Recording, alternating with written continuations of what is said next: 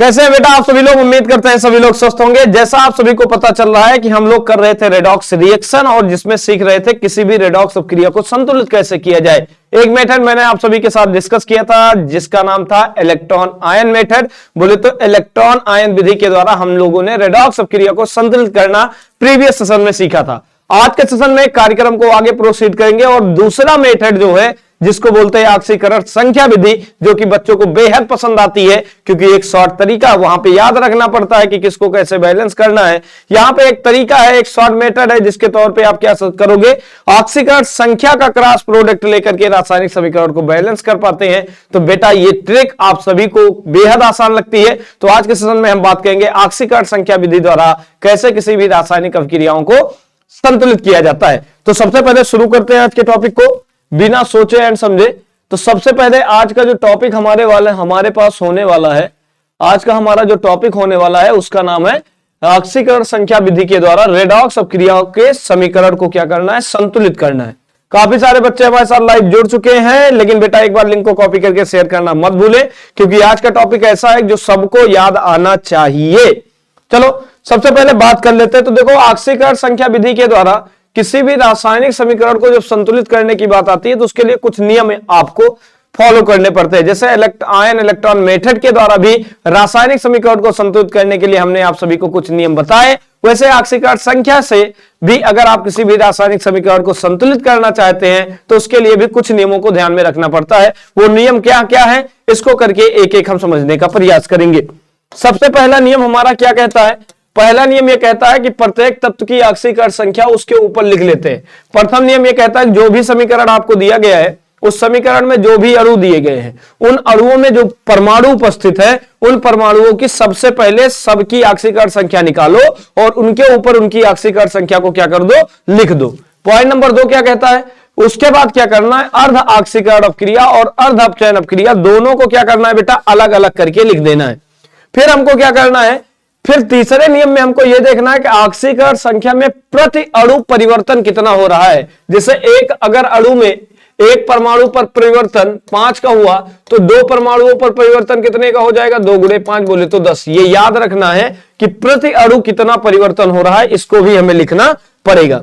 उसके बाद क्या करते हैं, ऑक्सीकारक व फिर अपचायक को ऐसी संख्या से गुणा करते हैं कि दोनों अर्ध अपक्रियाएं आपस में क्या हो जाए, परिवर्तन। जैसे वहां पे हम लोगों को ने इलेक्ट्रॉन की संख्या को बैलेंस करने के लिए हम क्या करते थे, किसी एक संख्या के साथ मल्टीप्लाई कर लेते थे। उसी तरीके से यहां पर ऑक्सीकारक व अपचायक को संतुलित करने के लिए, मतलब उनको बैलेंस करने के लिए हम किसी भी संख्या से मल्टीप्लाई कर लेंगे जिससे उन दोनं की वैल्यू आपस में क्या आ जाए, समान आ जाए। अभी एक क्वेश्चन करेंगे वो सारी चीजें क्लियर हो जाए।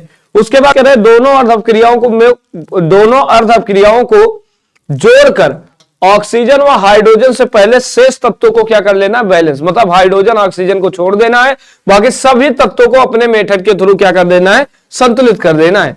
तो ये 5 नियम आप सभी को याद रखने हैं अगर इस मेथड को आप सीखना चाहते हैं। वाकई बहुत लाजवाब सा मेथड है, बहुत आसान सा मेथड है। अगर एक बार पकड़ में आ गया, एक क्वेश्चन समझ में आ गया तो सारे क्वेश्चन आप सभी लोग कर पाएंगे। चलिए शुरू करते हैं, एक एक इससे रिलेटेड एक क्वेश्चन करके इस विधि के द्वारा उसको संतुलित करने का प्रयास करते हैं। जैसा मेरे पास यहाँ पे एक रिएक्शन लिखी गई है। रिएक्शन क्या है, I2 plus HNO3 gives out बना रहा है NO2 प्लस क्या दिया है, HiO3। इस रासायनिक समीकरण को हमें क्या करना भैया, संतुलित करना है। आइए देखें कैसे इसको संतुलित करना है। तो प्रथम नियम आपका क्या कहता है, सबकी सबसे पहले क्या लिखो, सबसे पहले सबकी क्या लिखना है बेटा, ऑक्सीकरण संख्या। क्या लिखना है, सभी परमाणुओं की ऑक्सीकरण संख्या लिख लो। तो आओ सबसे पहले इसकी ऑक्सीकरण संख्या की तरफ चलते हैं। तो यहां पे हमारे पास जो ऑक्सीकरण संख्या है, आयोडीन देखो अपने धरातलीय अवस्था में, तो इसकी ऑक्सीकरण संख्या कितनी है बेटा, 0। HNO3 में हाइड्रोजन की ऑक्सीकरण संख्या कितनी होगी, +1। ऑक्सीजन की होती है बेटा -2 और नाइट्रोजन का यहाँ पे ऑक्सीकरण संख्या है +5। यहाँ पे नाइट्रोजन की ऑक्सीकरण संख्या है बेटा +4, जबकि ऑक्सीजन की क्या होती है, -2। HiO3 में अगर हम देखें तो हाइड्रोजन की ऑक्सीकरण संख्या +1 होती है। आयोडीन का अगर तुम निकालोगे तो ये बेटा +5 हो जाएगी और ऑक्सीजन का यहाँ पे -2 है। तो यहाँ पे अगर आप देख पा रहे होगे, मैंने सबसे पहला वाला काम कर लिया कि सबकी सभी तत्वों की हमने अलग अलग क्या लिख दी, ऑक्सीकरण संख्या है। अब दूसरा नियम क्या कहता है, दूसरे नियम में यह कहा जाता है कि अर्ध ऑक्सीकरण व अपचयन अपक्रियाओं को अलग अलग लिख दो। जो ऑक्सीकरण वो अपचयन अपक्रियाएं दी गई है ना, उनको अलग अलग लिखो। आओ देखें, पहचान करते हैं कौन सा ऑक्सीकरण है, कौन सा क्या है बेटा अपचयन है। तो जरा इसको पहचानने की बात करेंगे। तो जो देखो यहां पे आयोडीन की ऑक्सीकरण संख्या 0 से बढ़कर के कितनी गई, +5। इसका मतलब ऑक्सीडेशन नंबर क्या हो रहा है बेटा, बढ़ रहा है। और मैंने बताया था ऑक्सीकरण संख्या में बढ़ोतरी को हम लोग नाम देते हैं, ऑक्सीकरण संख्या में बढ़ोतरी को हम नाम देते हैं ऑक्सीकरण अपक्रिया। तो इसका मतलब ये कौन सी अपक्रिया हो गई, अर्ध ऑक्सीकरण अपक्रिया। ये कौन सी अपक्रिया हो गई बेटा, ये हो गई अर्ध ऑक्सीकरण अपक्रिया। ठीक है, दूसरी कंडीशन पे ध्यान देना, दूसरी कंडीशन पे ध्यान देना कि यहां पे हमारे पास नाइट्रोजन है, नाइट्रोजन की ऑक्सीकरण संख्या +5 है, यहां पे नाइट्रोजन की ऑक्सीकरण संख्या 4 है। इसका मतलब यहां पे ऑक्सीकरण संख्या में क्या आ रही, कमी। तो यहां पे ऑक्सीडेशन नंबर में क्या आ रही है बेटा, कमी आ रही है। अगर ऑक्सीकरण संख्या में कमी आ रही है, इसका मतलब ये दिया गया है आप सभी को अर्ध अपचयन अपक्रिया। ये आप सभी को क्या दिया गया, अर्ध अपचयन क्या दिया गया बेटा, अपक्रिया दिया गया है। तो अगर आपके पास अर्ध ऑक्सीकरण अपक्रिया और अर्ध अपचयन अपक्रिया दोनों अलग अलग दी गई हैं, तो दूसरा काम भी आपके लिए आसान है। तो सबसे पहले अर्ध ऑक्सीकरण को अलग लिखो, अर्ध अपचयन को क्या करना है, अलग लिखना है। तो सबसे पहले हम क्या करते हैं बेटा, सबसे पहले हम इधर देख लेते हैं। हम लिख रहे हैं इधर अर्ध ऑक्सीकरण अपक्रिया। क्या लिख रहे हैं बेटा, अर्ध ऑक्सीकरण अपक्रिया। अर्ध ऑक्सीकरण क्या लिखोगे बेटा, अपक्रिया लिखोगे, अर्ध ऑक्सीकरण अपक्रिया। अगर हम अर्ध ऑक्सीकरण अपक्रिया के बारे में चर्चा करना शुरू करें, तो ऑक्सीकरण किसका हुआ बेटा, आयोडीन का। तो ये I2 से किस में जा रहा है, ये I2 से कन्वर्ट हो जा रहा है HiO3 में। ठीक है, HiO किस में बेटा, 3 में कन्वर्ट हो जा रहा है। I2 से HiO3 में क्या हो जा रहा है बेटा, कन्वर्ट हो जा रहा है। इसका मतलब इसका ऑक्सीकरण हो रहा है। ठीक है, फिर हमको क्या लिखना है, अर्ध अपचयन अपक्रिया। फिर क्या लिखना है बेटा, अर्ध अपचयन अपक्रिया। अर्ध अपचयन क्या लिखना है बेटा, अपक्रिया। अगर अर्ध अपचयन अपक्रिया आपके पास दिया गया तो देखो अर्ध अपचयन अपक्रिया किसकी हो गई, अपचयन हो रहा है किसका बेटा, HNO3 का। तो HNO3 लिखो, HNO3 गिव्स आउट कहां जाएगा बेटा, NO2 में। अब देखो कितनी संख्या में ऑक्सीकरण, कितनी संख्या में अपचयन हो रहा है। तो यहां पे आप देख रहे होगे आयोडीन की ऑक्सीकरण संख्या यहां पे 0 है, यहां पे 5 है। ठीक है, और यहां पे ऑक्सीकरण संख्या कितनी है, नाइट्रोजन की बेटा +5 थी, और यहां पे कितना है, +4। इसका मतलब अगर हम ऑक्सीकरण संख्या में देखो, नेक्स्ट पॉइंट क्या कहता है, नेक्स्ट पॉइंट हमसे क्या कहता है, 2 नियम तो हमने कर लिए, तीसरा नियम हमसे ये कहता है कि ऑक्सीकरण संख्या में प्रति अणु परिवर्तन क्या है। ऑक्सीकरण संख्या में प्रति अणु हमको क्या देखना है बेटा, परिवर्तन देखना है। तो आप परिवर्तन देख लेते हैं, कितने कितने कितने कितने कितने कितने ऑक्सीकरण संख्या में परिवर्तन आया। तो अगर यहां पे परिवर्तन देखोगे तो यहां में ऑक्सीकरण संख्या में परिवर्तन कितना है, यहां पे ऑक्सीकरण संख्या में परिवर्तन आ रहा होगा 5 का, 0 से 5 गया परिवर्तन 5।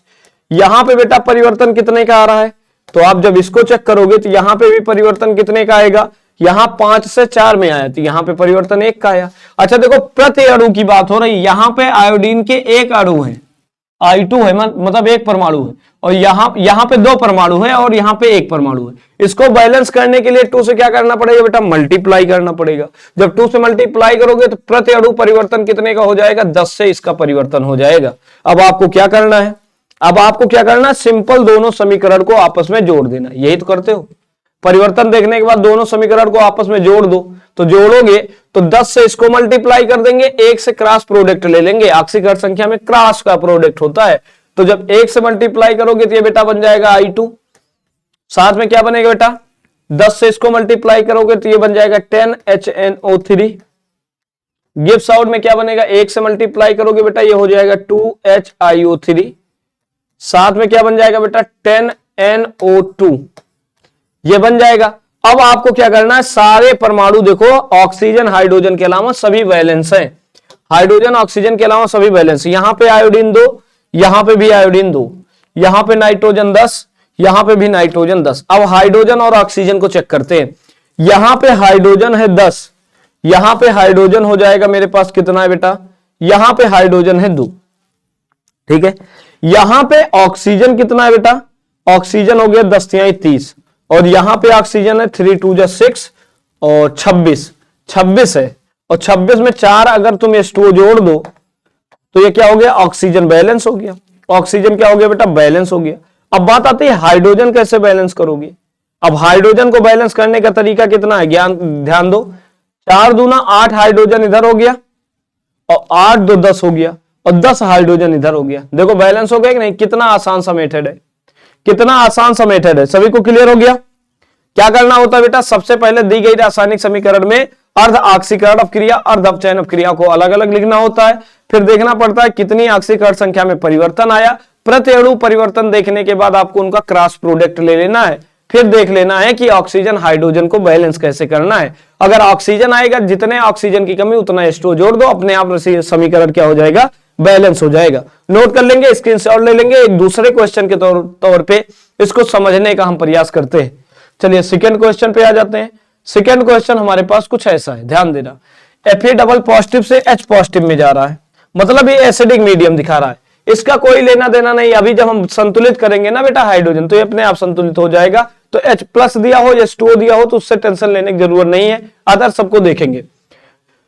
सबसे पहले इस समीकरण में अर्ध ऑक्सीकरण अर्ध अपचयन को पहचानना पड़ेगा। यहां पे Fe डबल पॉजिटिव से जा रहा है Fe ट्रिपल पॉजिटिव में, इसका मतलब ऑक्सीकरण संख्या में क्या हो रही है, बढ़ोतरी। ऑक्सीकरण संख्या में बढ़ोतरी हो रही है, इसका मतलब इसका क्या हो रहा है, यहां पे इस अपक्रिया का हो रहा है ऑक्सीकरण। इसका क्या हो रहा है बेटा, ऑक्सीकरण। और जबकि क्रोमियम की यहां पे ऑक्सीकरण संख्या निकालोगे तो क्रोमियम की ऑक्सीकरण संख्या +6 है। +6 से किसमें जा रहा है बेटा, +3 में। इसका मतलब ऑक्सीकरण संख्या यहां पे क्या हो रही है, यहां पे ऑक्सीकरण संख्या में कमी आ रही। अगर ये कमी आ रही, इसका मतलब ये क्या हो रहा है बेटा, अपचयन। अब सिंपल भाषा में क्या करना है, ऑक्सीकरण को अलग लिखना है, अपचयन को क्या करना है बेटा, अलग लिखना है। तो सिंपल भाषा में क्या करोगे, अर्ध ऑक्सीकरण अपक्रिया को अलग लिखो, अर्ध अपचयन अपक्रिया को अलग लिखो। सबसे पहले देख लेते हैं अर्ध ऑक्सीकरण अपक्रिया। अगर हम अर्ध ऑक्सीकरण अपक्रिया के बारे में बात करें तो अर्ध ऑक्सीकरण अपक्रिया में क्या होगा, ध्यान देना। ऑक्सीकरण किसका हो रहा है बेटा, Fe डबल पॉजिटिव का हो रहा है। किसमें हो रहा है बेटा, Fe ट्रिपल पॉजिटिव में। Fe डबल पॉजिटिव का हो रहा है Fe ट्रिपल पॉजिटिव में। सबसे पहले क्या देखते हैं, ऑक्सीकरण संख्या में परिवर्तन कितना है। तो यहां पे अगर तुम परिवर्तन देखो ऑक्सीकरण संख्या में, तो परिवर्तन कितना है, ये +2 से +3 में जा रहा है, तो परिवर्तन 1 का हो रहा है। फिर लिखेंगे अर्ध अपचयन अपक्रिया। क्या लिखेंगे बेटा, फिर से लिखेंगे अर्ध अपचयन अपक्रिया। अगर हम अर्ध अपचयन अपक्रिया की तरफ मूव करें तो अपचयन किसका हो रहा है बेटा, अपचयन हो रहा है क्रोमियम का। कहां से कहां जा रहा है क्रोमियम, ध्यान देना। क्रोमियम जा रहा है Cr2O7 डबल माइनस से किसकी तरफ जा रहा है बेटा, Cr277 से ये जा रहा है बेटा Cr ट्रिपल पॉजिटिव की तरफ। अब यहां पे अगर आप ध्यान से देख पा रहे होगे तो आपको पता है यहां पे परिवर्तन कितना हो रहा है। यहां पे सबसे पहले देखो परिवर्तन कितना हुआ, यहां पे ऑक्सीकरण संख्या +6 थी, यहां पे 3 है, मतलब परिवर्तन कितने का आ रहा है, इन जनरल परिवर्तन आ रहा था बेटा कितने का, यहां पे परिवर्तन आ रहा था 2 का। अगर हम प्रति अणु परिवर्तन निकालें तो, अगर हम प्रति अणु परिवर्तन निकालें तो आपको पता है यहां पे क्रोमियम के 2 हैं, एक पे परिवर्तन 3 का आ रहा है, एक पे परिवर्तन कितने का आ रहा है भैया, 3 का आ रहा है। एक पे परिवर्तन कितने का आ रहा है बेटा, यहां पे 3 पे आ रहा है, चेक कर लेना इसको ध्यान से ध्यान से ध्यान से। प्रति अणु परिवर्तन कितने का आया, 3 का, तो 2 अणुओं में परिवर्तन कितना हो जाएगा बेटा, 6 का हो जाएगा। ठीक है, अब आपको क्या करना है, इसको पहले 2 से मल्टीप्लाई करके बैलेंस कर दो। फिर दोनों समीकरण को क्या करते हैं बेटा, जोड़ लेते हैं। दोनों को आपस में क्या कर लेते हैं हम, दोनों को आपस में जोड़ लेते हैं, जोड़ लो। क्रॉस प्रोडक्ट, इसको इसके साथ, इसको इसके साथ, क्रॉस प्रोडक्ट। ठीक है, तो जब इसको 6 से मल्टीप्लाई करोगे तो ये बन जाएगा 6 Fe डबल पॉजिटिव। ठीक है, फिर इसको क्या लिखना पड़ेगा, 1 से इसको मल्टीप्लाई करोगे तो ये बन जाएगा Cr2O7 डबल निगेटिव। ठीक है, फिर आपको क्या करना पड़ेगा, गिव्स आउट बनाना पड़ेगा 2 Cr ट्रिपल पॉजिटिव, साथ में क्या लिखना पड़ेगा बेटा, ये 6 से मल्टीप्लाई करोगे 6 Fe ट्रिपल पॉजिटिव। ठीक है, अब हम क्या करते हैं, ऑक्सीजन और हाइड्रोजन पे नजर डालते हैं। क्या यहां पे कोई हाइड्रोजन है, हाइड्रोजन नहीं है। ऑक्सीजन पे बैलेंस करना शुरू करते हैं। यहां पे ऑक्सीजन कितने हैं बेटा, 7। यहां पे ऑक्सीजन मेरे पास एक भी नहीं, तो 7H2O क्या कर देंगे बेटा, जोड़ देंगे। 7H2O क्या कर देंगे बेटा, जोड़ देंगे। अब ऑक्सीजन तो बैलेंस हो जाएगा, लेकिन बेटा हाइड्रोजन डिस्टर्ब करेगा ना, तो हाइड्रोजन को संतुलित करने के लिए क्या जोड़ते हैं बेटा, तो इसका 2 गुना 7 दूनी 14, 14 H प्लस आयन क्या कर देंगे यहां पे जोड़ देंगे, तो ये आपका संतुलित समीकरण हो जाएगा। अब यहां पे 6 आयरन मिल गया, 6 आयरन आपको दिख रहा होगा, क्रोमियम 2 है, 2 क्रोमियम दिख रहा है, 7 ऑक्सीजन 7 ऑक्सीजन दिख रहा है, और देखो 14 हाइड्रोजन इधर है, 14 हाइड्रोजन इधर। आवेश को अगर देखो 6 दूनी 12, 12 में से 2 गया 10, ठीक है। यहां पे चेक करोगे 3 2 जा 6 और 6 3 18, कुछ गड़बड़ है, अच्छा ठीक है 14 ये भी है, ठीक है 24 हो जाएगा, 24 इधर 24 इधर, दोनों बैलेंस हो गए बेटा। इस तरीके से करना है आप सभी को संतुलित, ठीक है। तो दोनों अब क्रियाएं आई होप कि आप सभी को समझ में आ गया होगा। तो आज के कार्यक्रम में हम थोड़ी सी चर्चाओं को आगे प्रोसीड करेंगे, एक और इक्वेशन के बेस पे हम चीजों को समझने का प्रयास करेंगे। एक नया इक्वेशन देखते हैं बेटा, नया समीकरण, ठीक है। मान लेते हैं इस समीकरण को हमें संतुलित करना है, तो इस समीकरण को संतुलित करने के लिए सबसे पहले क्या करते हैं, हम आक्सीकर संख्या निकाल लेते हैं। तो बेटा निकाल लो सबकी आक्सीकर संख्या। तो जब इसकी आक्सीकर संख्या निकालोगे तो आयोडीन की आक्सीकर संख्या कितनी होगी, यहाँ पे 0, नाइट्रोजन की कितनी होगी बेटा, यहाँ पे 5, कितनी होगी 5 ही होगी, 2 दूना 4, निकाल लेते भाई। NO2 निगेटिव है, नाइट्रोजन का निकालना है तो X, 2 गुणे में ऑक्सीजन की आक्सीकर संख्या बराबर -1, इसको सॉल्व करोगे X 2 गुणे ऑक्सीजन का होता है -2 इक्वल टू हो जाएगा -1, सॉल्व करोगे X की वैल्यू आ जाएगी बेटा 3, यहां पे +3 है 3 है, क्या लिखोगे बेटा, X की वैल्यू कितनी आ रही है बेटा 3, तो यहां पे आपको X की वैल्यू क्या लिख देनी है 3 लिख देनी है, सिंपल। यहां पे जब निकालोगे NO2 में तो यहां पे आक्सीकार संख्या इसकी +4 हो जाएगी, आयोडीन का निकालोगे 3 2 जा 6 हो जाएगा, इधर जाने पर +5 हो जाएगा, क्या आ जाएगा बेटा +5, देख लो मन ना करे तो देख लो।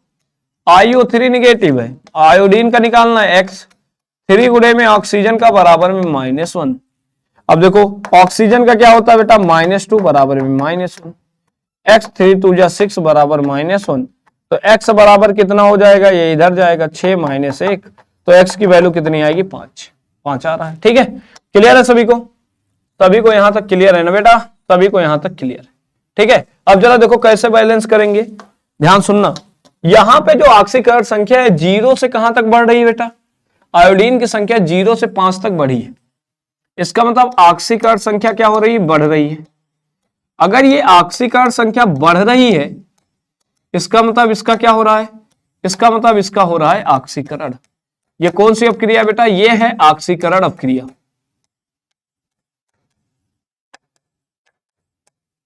ठीक है। ये कौन सी अपक्रिया हो गई बेटा, ऑक्सीकरण।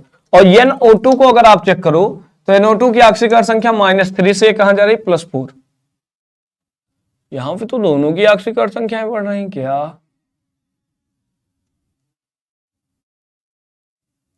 NO2 अगर दोनों की ऑक्सीकरण संख्याएं बढ़ेंगे यार तो ये तो पॉसिबल ही नहीं होगा। क्या गेम चल रहा है देख लेता हूं, एक बार क्वेश्चन पे नजरें डालता हूं। सॉरी यहां NO3 है बेटा, यहां पे बेटा क्या हो जाएगा NO3, सॉरी 1 मिनट के लिए, ये हो जाएगा बेटा NO3। अगर यहां पे बेटा NO3 दिया गया है तो यहां पे ऑक्सीकरण संख्या कितनी हो जाएगी, ध्यान सुनना। यहां पे जो ऑक्सीकरण संख्या वो +3 ना हो करके ये बेटा इस बार चली जाएगी +5, ये कितनी आ जाएगी बेटा +5, ध्यान देना। तो ये +5 से +4 जा रहा है, इसका मतलब इसका क्या हो रहा है, ऑक्सीकरण संख्या में कमी आ रही है, इसका मतलब ये क्या हो गया बेटा अपचयन। अब अर्ध ऑक्सीकरण को अलग लिखना, अर्ध अपचयन को क्या कर देना बेटा अलग लिख देना है। तो सबसे पहले लिखेंगे अर्ध ऑक्सीकरण अपक्रिया,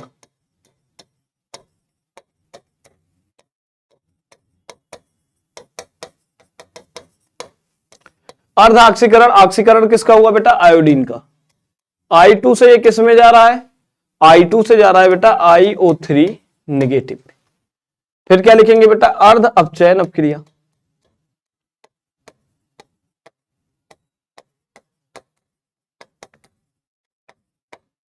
अर्ध अपचयन अपक्रिया, अपचयन में किसका हो रहा है बेटा NO3 का, NO3 माइनस का अपचयन हो रहा है NO2 में, ठीक है। सिंपल सी बात है, एकदम आसान से बातों में समझेंगे इस पॉइंट को। देखो यहां पे ऑक्सीकरण संख्या 0 है, यहां पे कितना है बेटा +5, ठीक है।